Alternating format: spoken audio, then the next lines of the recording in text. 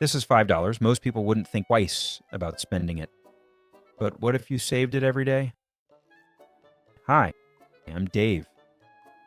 And I'm terrible with money. But I'm trying to fix it. For the longest time, I thought saving money meant saving big amounts. $500, $1,000, something impressive, something that felt like a real financial move.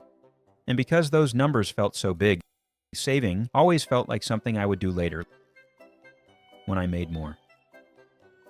Which is funny because later is one of the most financially dangerous words I used. That was the mental trap. I thought small amounts didn't matter. $5 felt too small to take seriously, too boring, too unremarkable, not the kind of number that changes anything.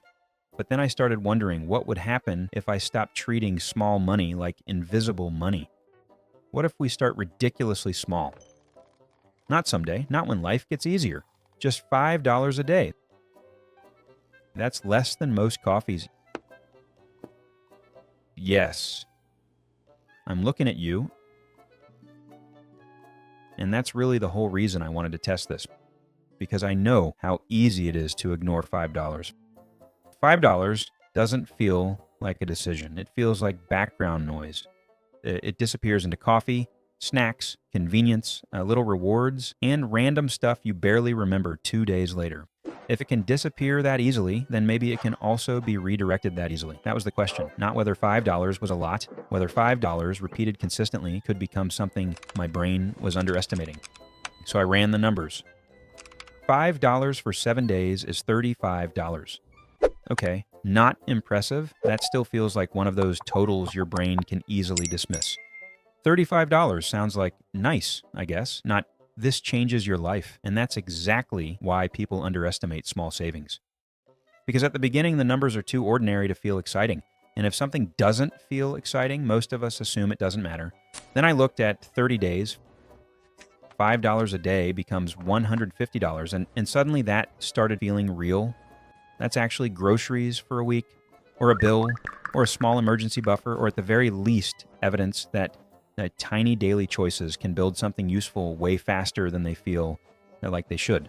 The weird thing about savings is that they look unimpressive right until they cross a line your brain recognizes as real money.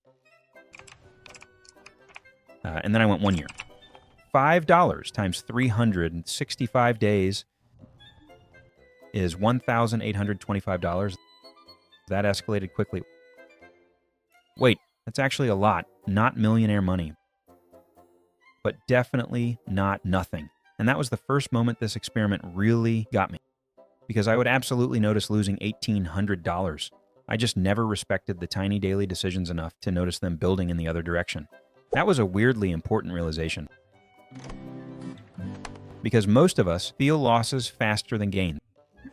If I told myself I was wasting $5 a day, that would sound annoying, but survivable. If I told myself I was losing $1,800 a year to random habits, that would suddenly feel personal. Same math, very different emotional reaction. And honestly, that's probably why so many small money habits survive. They stay small enough in the moment to avoid emotional resistance. That's the whole psychological trick, I think. We underestimate small spending because it feels harmless in the moment, and we underestimate small saving for the exact same reason. $5 disappears quietly, but apparently it can also grow quietly. The number itself isn't dramatic. Time is what makes it dramatic. Small numbers feel small until time multiplies them. So I wanted to make it visual, because numbers on a board are one thing. Watching money physically build is something else, and I started dropping $5 into a jar, day after day. Same amount, same motion. No genius involved, no perfect system, just repetition. And that jar changed faster than I expected. Not overnight, but enough to make the habit feel visible. Enough to make progress feel real. That visual part matters more than I expected. Because habits are easier to trust when you can actually see them. A number in an app feels abstract. Growing jar feels physical. It takes up space. It looks different every few days. It starts giving your brain evidence that the boring little thing you're doing is actually working. And for someone like me, who apparently needs visual proof that $5 has not vanished into another coffee, that was extremely helpful. That's another reason people struggle to save. Spending gives instant feedback. You buy coffee, You get coffee, you order food, food arrives. Saving is slower, quieter. It asks you to trust a result you can't fully feel yet. And for people like me who are apparently very emotionally responsive to immediate rewards, that's not ideal. The coffee wins the emotional election every single time, unless I deliberately slow things down. Coffee, a snack, some random convenience purchase I didn't plan and barely remember later. That's what made this experiment weirdly uncomfortable. I wasn't just discovering that saving $5 a day adds up. I was realizing that I waste $5 a day way more easily than I save it. Then I looked further out. 5 years, $5 a day for 1,825 days is $9,125. Now that's a real number. That's not cute little habit money anymore. That's car repair money, moving money, travel money, buffer money, breathing room money. And suddenly the whole experiment stopped feeling small. The daily amount was still tiny. The result wasn't.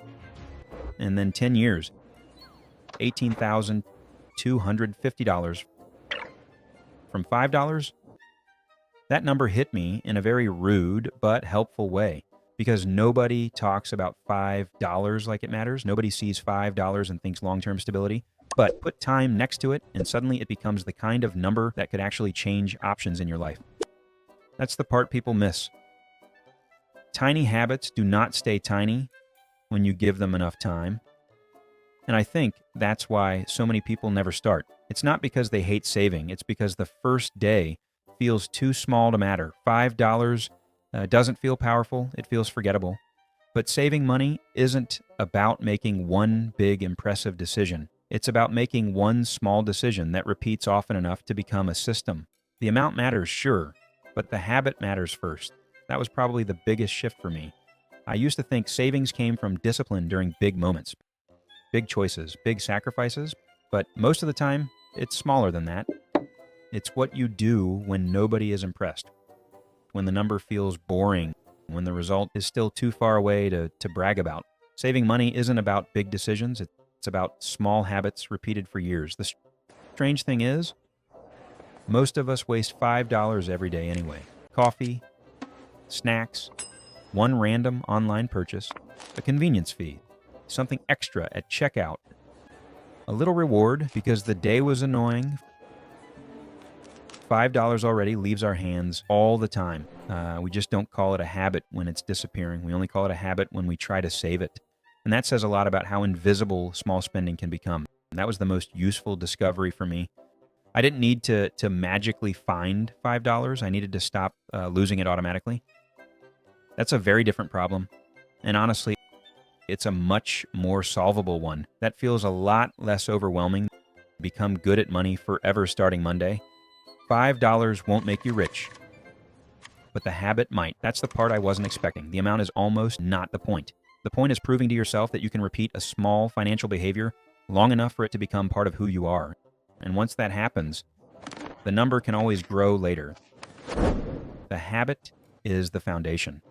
So if you've ever thought saving is for people who already have extra money, I get it. I used to think that too.